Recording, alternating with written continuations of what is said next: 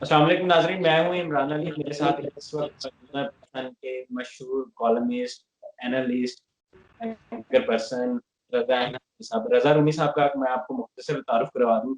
4 किताबों के मुसन्निफ़ हैं। इसके अलावा डिजिटल मीडिया नया दौर के नाम से यूट्यूब चैनल चला रहे हैं। इसके अलावा वो सिविल सर्विस में भी काम कर चुके हैं। सर, बहुत शुक्रिया, आपने अपना कीमती टाइम दिया। सर, थैंक मेरा यू। पहला क्वेश्चन आपसे, आप ही के शो में नजम सेठी साहब थे 2 दिन पहले, तो उन्होंने 3 ऑप्शंस दी। एक तो ये है कि फौज आ जाए, ओवरटेक कर ले, जो कि बज़ाहिर नज़र नहीं आ रहा, ना ही उनका इरादा। दूसरा ये है कि इमरान खान रिज़ाइन दे दें। तीसरा ये है कि अपोज़िशन अदम एतमाद की तहरीक ले आए। अगर अपोज़िशन ये स्टेप लेती है, तो आप क्या समझते हैं कि वज़ीर-ए-आज़म के खिलाफ अदम एतमाद की तहरीक कामयाब हो सकती है?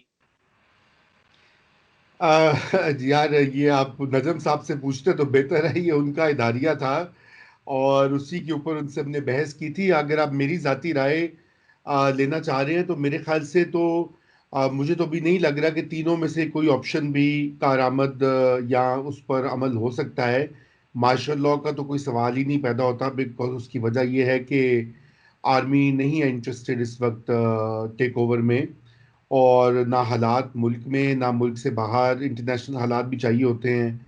और जहाँ तक सड़कों पे आने का, धरने, जलसे जुलूस, उससे गवर्नमेंट्स नहीं गिरती। इमरान खान ने तो पता नहीं 150 दिन इस्लामाबाद को बंद करके रखा हुआ था, तो फिर भी नहीं गिरी गवर्नमेंट। और रही तरीके अदम एतमाद, तो उसके लिए भी काफ़ी कुछ लवाजमात चाहिए होते हैं। और आपको पता है कि सबसे बड़ा जो यहाँ पर फैक्टर होगा इस वक्त, वो होगा इस्टेब्लिशमेंट की तरफ से इशारा। क्योंकि इस वक्त जो 2-3 इत्तेहादी जमातें हैं पीटीआई की, वो बिल्कुल खसूसन पीएमएलक्यू, वो इस्टेब्लिशमेंट नवाज और इस्टेब्लिशमेंट की हामी और उनकी फेवरेट पार्टी है।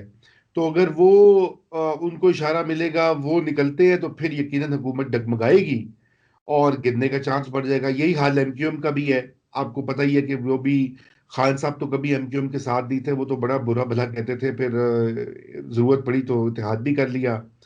और फिर वो तीसरे जो हैं वो जेडीए वाले, वो उनके बारे में भी कहा जाता है कि वो भी बड़े करीबी हैं। और फिर बीएनपी मेंगल तो ऑलरेडी निकल गई हुई है। तो ये चार इत्तेहादी ना हो अगर, तो खान जी। साहब की गवर्नमेंट तो नहीं चल सकती ना। तो सर, इसलिए आपको लग रहा है ऐसा कि कहीं न कहीं से इशारा हुआ है इन जमातों को? नहीं, मेरा नहीं ख्याल कि इनको कोई इशारा फिलहाल हुआ है। ये बात जरूर है कि लोग बड़ी वो पेशीन गोइयां कर रहे हैं, चहमगोइयां कर रहे हैं, लेकिन मेरे ख्याल से नहीं हुआ। उसकी वजह ये है कि इस्टेब्लिशमेंट जो है, देखिए पाकिस्तान की जो है ना सियासत, अब ये कोई इसमें ढकी छुपी बात तो है नहीं। इस्टेब्लिशमेंट उसमें सबसे अहम एक फरीक होती है। चाहे वो खुद पावर में हो, चाहे वो किसी पार्टी को पावर को बैक कर रही हो या ना कर रही हो। तारीख देख लें पिछले 30-40 साल की, तो आपको यही कहानी है। 1977 से आज तक कितने साल हो गए हैं, वो यही कहानी चल रही है। तो इस वक्त इस्टेब्लिशमेंट जो है वो तो बज़ाहिर इमरान खान साहब के साथ खड़ी है, और वो उसका कई बार इजहार भी कर चुके हैं। और दूसरी बात यह कि जिनको उन्होंने निकाला है बड़ी मुश्किलों से, उनको दोबारा लाएंगे इशारा देकर। तो ये भी सोचने की बात है ना कि उनके पास भी ऑप्शंस की कमी है। और इसी वजह से खान साहब की जो है वो मजे हो गए हुए हैं कि वो चाहे डिलीवरी करें कि ना करें, परफॉर्मेंस अच्छी हो कि ना हो, उनको पता है कि इस वक्त इस्टेब्लिशमेंट के पास ऑप्शंस कम है। और इसलिए उन्होंने खुद भी कहा था, उनका एक बयान था कि भाई मैं वाहिद ऑप्शन हूँ, मैं बेस्ट ऑप्शन हूँ। उनका देख लें स्टेटमेंट, गूगल कर लें, आपको मिल जाएगी। ऐसे जी, नहीं उन्होंने बिल्कुल सर, कहा। मैंने सुना है। जी जी जी। तो इसलिए इसलिए मुझे नहीं लगता कि अभी फिलहाल कोई ऐसी तब्दीली जो है कार्ड्स पे है। तो सर, आपको ये नहीं लगता कि जो पीडीएम की तहरीक शुरू हुई थी, लॉन्ग मार्च का ऐलान ना कर सकी, इस्तीफों की बात की थी, इस्तीफों पे भी किसी जमात में वो एग्रीमेंट ना हो सका। फिर बज़ाहिर यही लग रहा है कि मुस्लिम लीग नून और पीपल्स पार्टी में भी एक डिवाइड है, फूट है। क्योंकि अभी तहरीक अदम एतमाद की बात कर लें, तो मरियम और एहसन इकबाल कह चुके हैं, अगर बिलावल के पास नंबर हैं तो वो शो कर दें। हमें मुस्लिम लीग नून का ख्याल है कि हमें लॉन्ग मार्च करना चाहिए। तो बज़ाहिर तो सर ये लग रहा है कि पीडीएम की जो तहरीक थी वो नाकाम हो चुकी है। देखिए, ये बहुत कहना कबल अज़ वक्त है कि नाकाम हुई है। कामयाब तो नहीं हुई अभी तक, जाहिर बात है 31 जनवरी हो गया है, इस्तीफा नहीं हुआ, ना धरना हुआ। तो उस लिहाज से आप कह सकते हैं कि जो उन्होंने दावे किए थे वो तो पूरे नहीं हुए। लेकिन देखिए, ये तहरीक जो है उन्होंने खुद अनाउंस किया था कि इसके कई मरहले होंगे। पहला मरहला था जलसे जुलूस करना, वो तो उन्होंने कर लिए, 7 बड़े जलसे किए, बहुत सी रैलीज निकाली। और उसके बाद उन्होंने कहा था कि वो करेंगे लॉन्ग मार्च और धरना।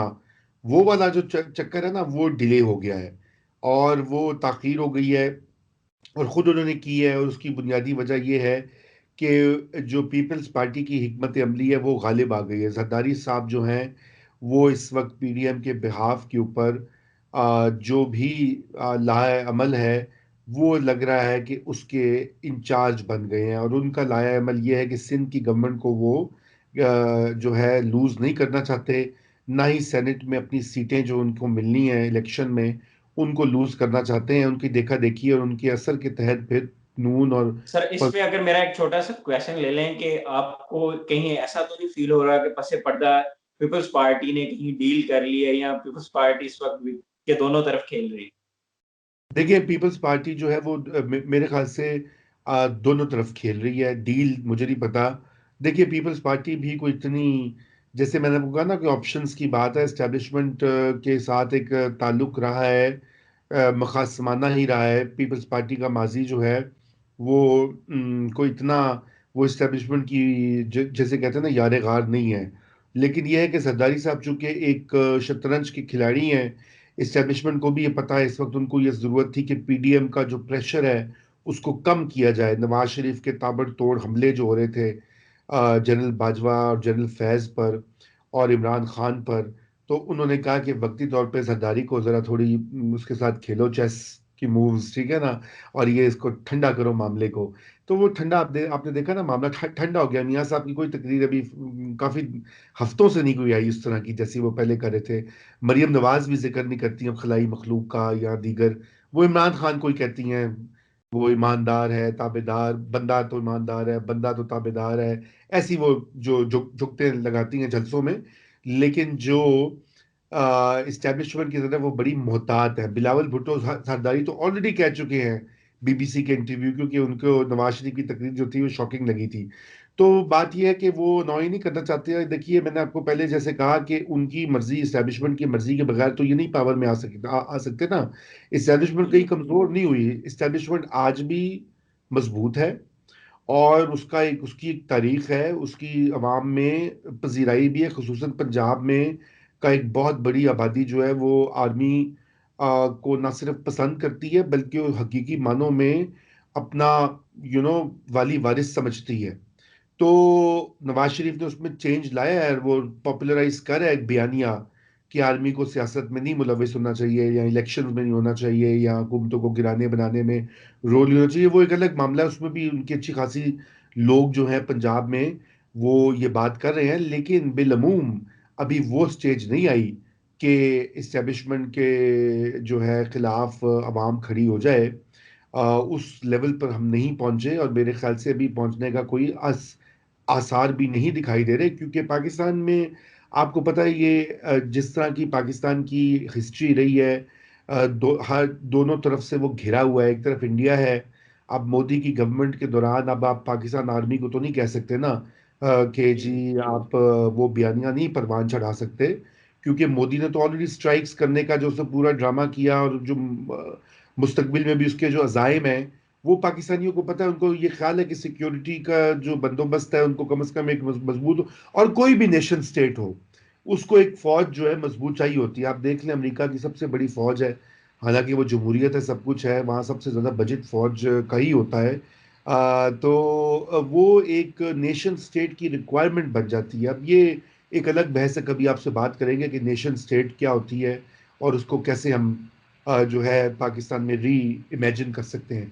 तो फिलहाल coming back to the topic, शतरंज। सर, इसमें थोड़ा-सा एक क्वेश्चन ले लिया, अभी आपने तारीख का हवाला दिया, एस्टेब्लिशमेंट की बात की, तो पीडीएम की तहरीक के पीछे एस्टेब्लिशमेंट नहीं है, बज़ाहिर ऐसा लग रहा है।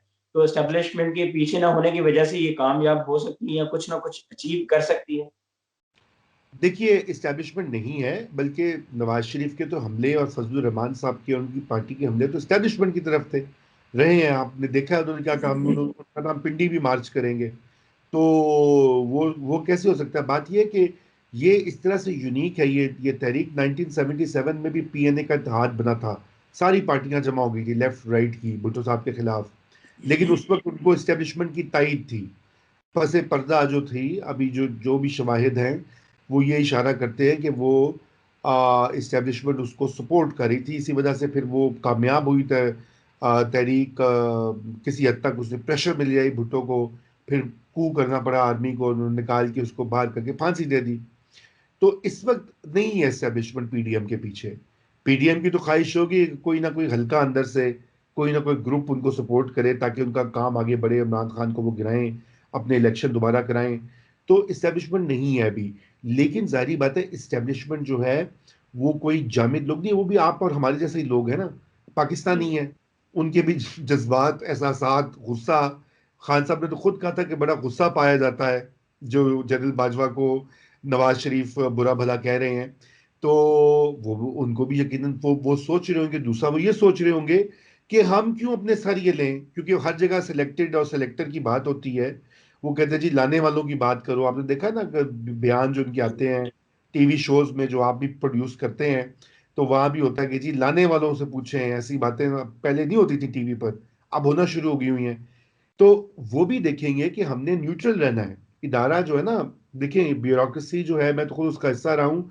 वो एक वक्त में किसी पॉलिटिकल गवर्नमेंट के साथ होते हैं, लेकिन वो अपनी न्यूट्रलिटी, अपनी ग्राउंड जो है ना, टर्फ, उसको वो उस पर आंच नहीं आने देते। इसलिए किसी ना किसी स्टेज के ऊपर जो है ये इम्कान होता है कि इस्टेब्लिशमेंट कह दे कि जी अच्छा ठीक है, हम पीछे हो जाते हैं बिल्कुल, और आप लोग आपस में लड़ें और जो जो करना करें। जब वो स्टेज आएगी ना, तो फिर तरीके अदम एतमाद कामयाब हो सकती है, और वही जरदारी साहब की चाल है। उसी पे नवाज शरीफ भी थोड़ा मान गए हैं, फजल रहमान भी थोड़े थोड़े कायल दिखाई दे रहे हैं।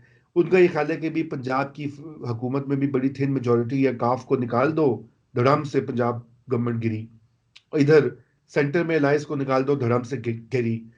मगर कहने में, करने में, होने में बड़े फासले होते हैं। सर,